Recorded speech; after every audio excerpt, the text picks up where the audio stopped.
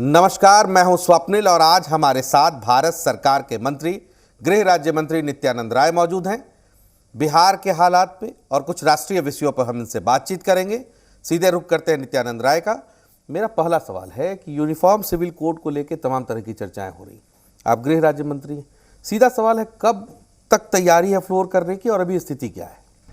देखिए, एक तो मैं आग्रह करूंगा ऐसे लोगों से जो यूसीसी को समझ नहीं रहे और देश की जनता और राज्य की जनता को भ्रम में लाने के लिए गलत तथ्यों को उजागर कर रहे हैं।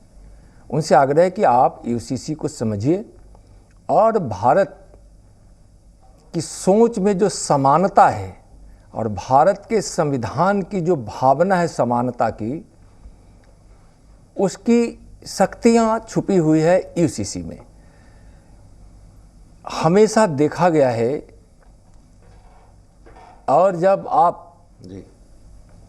उसमें पाएंगे कि भारत की एकता और विकास हमेशा समानता के विचारों पे आधारित रहा है और तभी वह फला फूला भी है। तो इस विचार और इस भाव के कारण आज यूसीसी की पर जो चर्चा हो रही है वह चर्चा एक न एक दिन सार्थक रूप लेगी और देश की यह भावना भी। इसको लेके जो बिल बनना है उसकी स्थिति अभी अद्यतन स्थिति क्या है? देखिए, वो समय आएगा तो वह स्थिति से आप भी अवगत होंगे, देश भी अवगत होगा। समय आने दीजिए।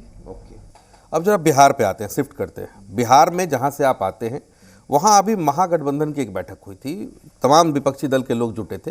नीतीश कुमार एक तरह से लीड कर रहे थे, प्रोजाइडिंग सीट पर बैठे हुए थे। कैसे देखते हैं उस गठबंधन की जो बैठक हुई थी पटना के अंदर उसको?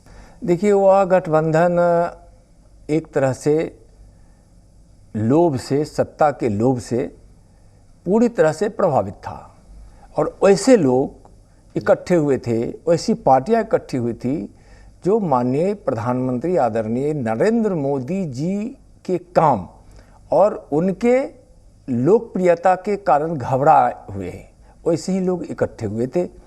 दूसरी कि भारत की राजनीति में सत्ता लोलुप पार्टी और लोग, खासकर ऐसी पार्टियां जो परिवारवाद के विचारों में उलझी हुई है, चाहे उससे बाहर नहीं जा पा रही है, ऐसी पार्टियां जो हमेशा भ्रष्टाचार के लिए जानी जाती है और जिसका काम ही है कि हम सत्ता में रहे तो जनता से न मतलब हो, सत्ता के लिए भ्रम फैलाना, भ्रष्टाचार करना और तरह तरह के ऐसे विषयों को लाकर जो जिससे कि देश की एकता, एक अखंडता और लोगों की भावना पर चोट पहुँचे तो पहुँचे, लेकिन हमारी सत्ता बरकरार रहे और चंद वोटों के लिए वह अपने विचारों में तुष्टिकरण, उनके कार्य प्रणाली में तुष्टिकरण, उनके हर चीज़ में तुष्टिकरण, यह जो है वह समाज और देश के लिए घातक होता है, राजनीति के लिए और लोकतंत्र के लिए भी अच्छी बात नहीं है। वैसे लोग इकट्ठे हुए थे और घबराए हुए लोग इकट्ठे हुए थे, क्योंकि माननीय प्रधानमंत्री जी को आज इस देश के गरीबों ने अपना मसीहा माना है। उनके भगीरथ प्रयास के कारण विकास की गंगा देश के गांव-गांव, जन जन तक, शहर शहर तक, लोग तक पहुंच रहा है। तो आज उस विकास की गंगा से जो गरीबों के जीवन में खुशियां आई है, देश से गरीबी मिट रही है, देश में एक राष्ट्रीय विचारधाराओं का जो लहर दौड़ रहा है और हर देशवासी चाहता है कि हमारा भारत मान सम्मान के साथ दुनिया का सबसे अग्रगणी देश बने। प्रधानमंत्री जी का संकल्प जो है कि हम आत्मनिर्भर भारत बनाएंगे, वैसे भारत के निर्माण में जो प्रधानमंत्री जी का जो योगदान है और उनकी प्रेरणा से पूरी सरकार और पार्टी काम कर रही है, लोग उससे अभिभूत हैं।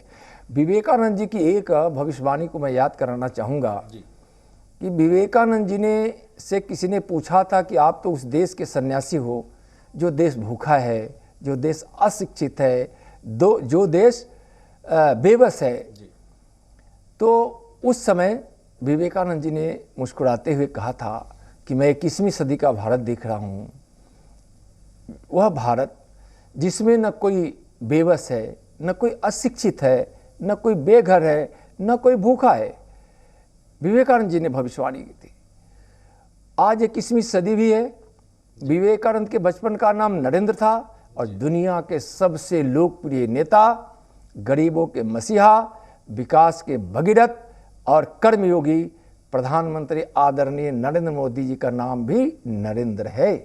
एक नरेंद्र ने भविष्यवाणी की थी 21वीं सदी के लिए और दूसरा नरेंद्र यानी माननीय प्रधानमंत्री जी उसको पूरा कर रहे हैं।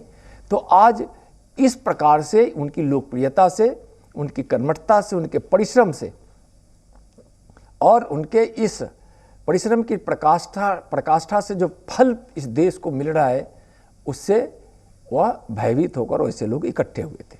बहुत बढ़िया से आपने को रिलेट किया नरेंद्र मोदी को विवेकानंद के साथ। अब एक सवाल मेरा इसी से है कि बैठक खत्म होती है और खत्म होने के बाद अरविंद केजरीवाल अपनी टीम के साथ दिल्ली चले जाते हैं, ज्वाइंट प्रेस कॉन्फ्रेंस में नहीं होते, और दिल्ली जाने के साथ उनकी पार्टी अलग स्टैंड पे दिखती है। तो नहीं लगता कि पहले दिन से ही कुछ ग्रिफ्ट दिख रही? देखिए, केजरीवाल जी ने तो स्पष्ट ही कर दिया जी, और एक तरह से बहिष्कार ही किया, और पूरी बैठक एक दूसरे को धमकी देना, चुनौती देना, जी, मेल जोल की बात करना, लेकिन जहां अपने स्वार्थ की और कुर्सी की बात आए वहां टकराहट स्पष्ट दिखाई पड़ता था। जब यहाँ महागठबंधन की बैठक हो रही थी पटना में, तो जो पोस्टर लगे थे और विभिन्न पार्टियों के कार्यकर्ताओं के द्वारा जब अपनी ही पार्टी के नेताओं को प्रधानमंत्री के रूप में नारों के साथ प्रोजेक्ट किया जा रहा था, उसी समय स्पष्ट हो रहा था कि सब पार्टियां जो जुटी है उसमें से अधिकांश पार्टी तो अपने ही नेता को प्रधानमंत्री बनाने के लिए नारे लगा रहे हैं। किसी ने रोका भी नहीं, किसी ने टोका भी नहीं। और जहां तक नीतीश जी की बात है, उनको तो तेजस्वी जी से गठबंधन भी उन्होंने इसीलिए किया था कि हमको प्रधानमंत्री के उम्मीदवार के रूप में वह हमको प्रोजेक्ट करेंगे, स्वीकार करेंगे। आरजेडी तेजस्वी जी ने, लालू जी ने तो उनको कहीं से उम्मीदवार का कहीं कोई प्रस्ताव भी नहीं रखा जी, और उनके राष्ट्रीय अध्यक्ष ललन जी ने तो स्पष्ट रूप से उनको कह दिया कि वो तो प्रधानमंत्री के उम्मीदवार हैं ही नहीं। और उसी स्वार्थ में तो जो पार्टी भारतीय जनता पार्टी अपने कंधों पर बैठाकर इतने लंबे समय तक उनको मुख्यमंत्री बनाए रखा, और जिस समय स्वीकार किया था उस समय तो जदयू का कोई वजूद भी नहीं था, लेकिन कुर्सी की लोलुपता में भी नीतीश जी ने उन लोगों के साथ शामिल हुए, महागठबंधन में शामिल हुए। तो वहाँ विचारों में मतभेद और एक दूसरों को चुनौती देना, दूसरों को धमकी देना, इसी माहौल में तो उनका महागठबंधन की बैठक हुई है और हर लोभ से ओत-प्रोत वह बैठक दिखाई पड़ा। नीतीश कुमार को लेकर के भारतीय जनता पार्टी अब क्या स्टैंड रखती है? भारतीय जनता पार्टी क्या सोचती है कि नीतीश कुमार का कोई रास्ता है भारतीय जनता पार्टी के अंदर? देखिए, हमारे सारे राष्ट्रीय नेताओं ने यह स्पष्ट कर चुके हैं कि किसी भी कीमत पर नीतीश कुमार जी से जदयू से कोई गठबंधन नहीं होगा।